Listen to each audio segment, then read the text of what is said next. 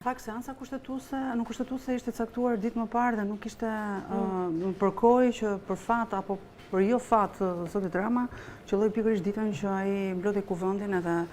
bëri këtë marrëveshjen e famshme për cilën u diskutua shumë. Në fakt, ajo çfarë ndodhi pastaj gjyqi që u bë zonjës Balluku kësaj radhe në gjykatën kushtetuese te jo në kuvend, sepse u bë një gjyq në kuvend nga opozita kryesisht, ai sa u përpoqën,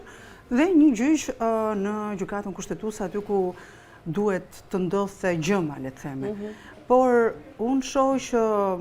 edhe pse jam e bindur që gjykata kushtetuese e ka marrë vendimin ndaj zonjës Balluku, kur them e ka marrë vendimin, nënkuptoj faktin që sot që flasim, prokurorët pak kanë prova që Belinda Balluku ka takuar njerëz shumë pranë ose familjar të anëtarëve të gjykatës kushtetuese, duke ndërhyrë kështu që vendimin ndaj saj të jetë pro saj. Sigurisht, se ndërhyrje tjetër